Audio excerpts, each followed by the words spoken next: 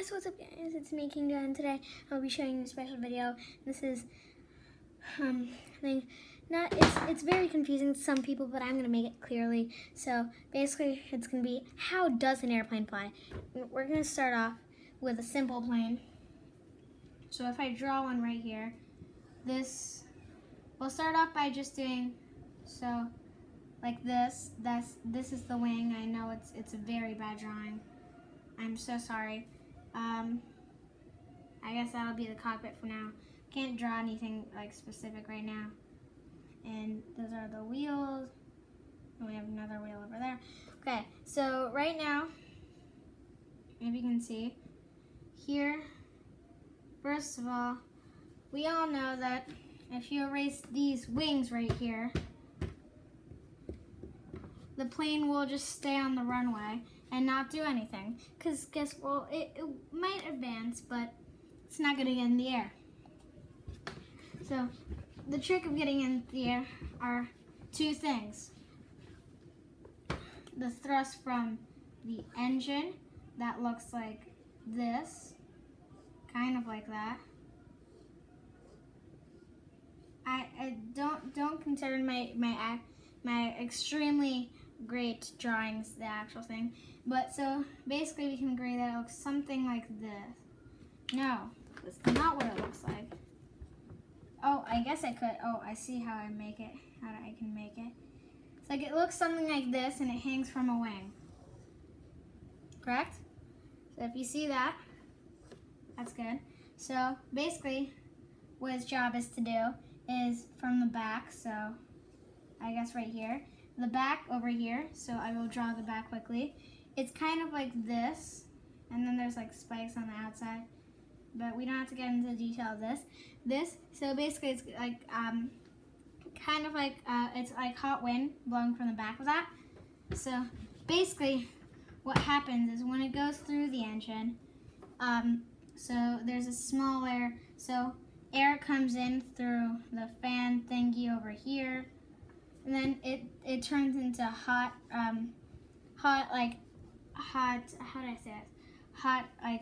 wind over here, and it releases over here through this, and then it makes it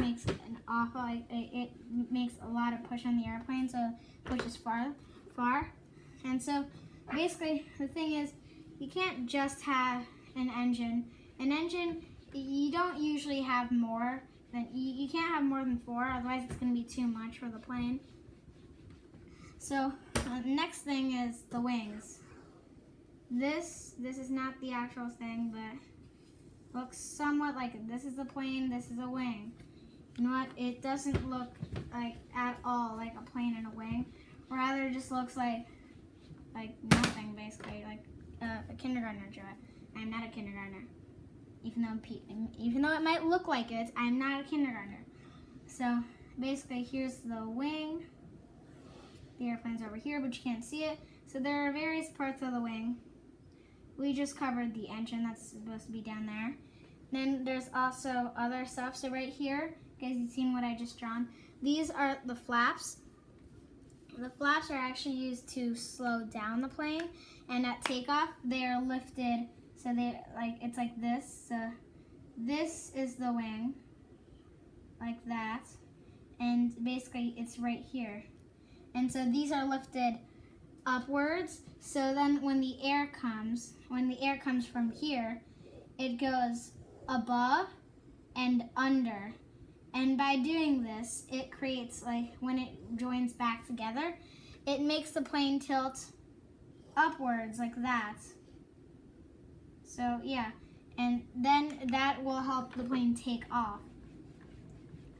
Another key thing is also, well, not only do they use that for takeoff, but they use many other stuff that we'll not get into right now. But another thing is when an airplane takes off, what is extremely essential is this part right here. If you lose this part, the plane's in big trouble. Because basically it would look like this. I just colored it black so you could see it better. And basically, if you were to lose, this is meant for weight. This adds a lot of weight in the front because there's so much weight in the back from the fuel, because there's fuel tanks over on the top. on the bottom, there's some in the wings, and there's some in the tail. So there's a lot of fuel, and that's very heavy. So they put a lot of weight in that nose. And also the nose is designed, again, like the flaps, so the air separates over the plane and under the plane, if that makes any sense. That also helps the plane get through like it. So another huge thing when taking off is there's a flag that you might see. Well, it's kind of like a flag, and it looks like how do you say it? Like, you know, like in SpongeBob. I used to watch that when I was a kid. Like SpongeBob, his like jellyfishing net kind of looks like that. It's striped red and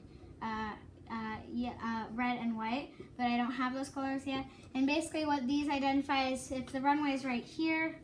They usually have about 2 runways, one going that way and one going the other way, kind of like that, or maybe like that. Sometimes they cross. It varies between every single one.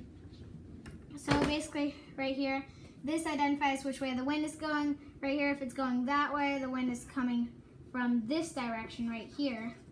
And so it pushes into that. And so basically, what a plane wants to do is it does not want to be faced against the wind, or it's the other way around, I believe.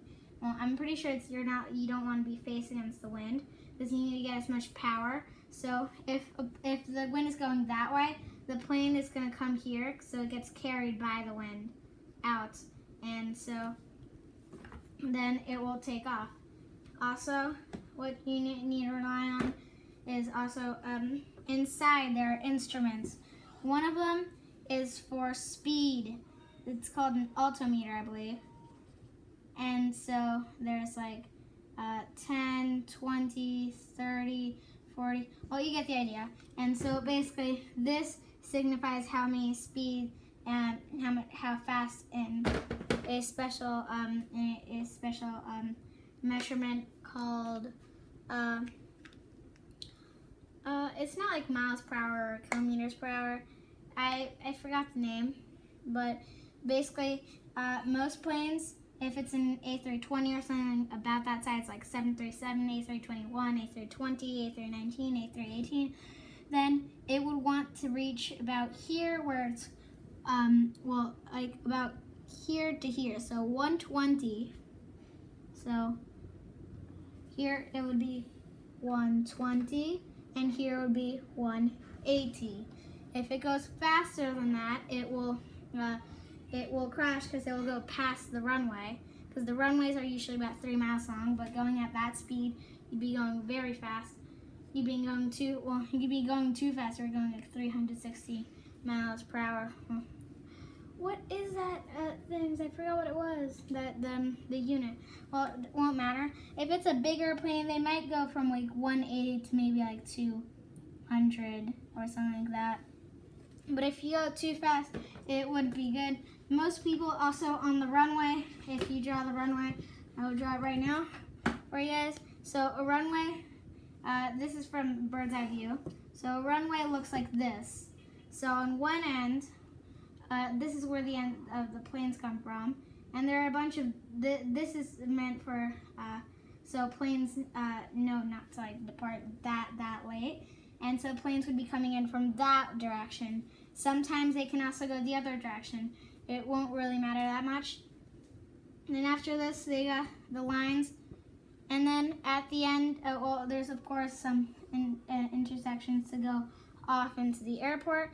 That's not important right now, because what is mainly important is down below here. I'm going to draw it up here, because otherwise you guys won't be able to see.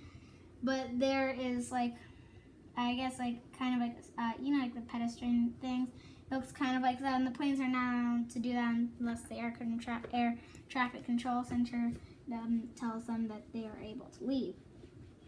Another thing is sometimes they rely on something called the elevator, but that basically it's on the back wings of a plane. So if you see a plane, there's that, and then there's some wings back here, and basically it's kind of like the flaps, and it does that. So hope you guys enjoyed that video. See you guys next time.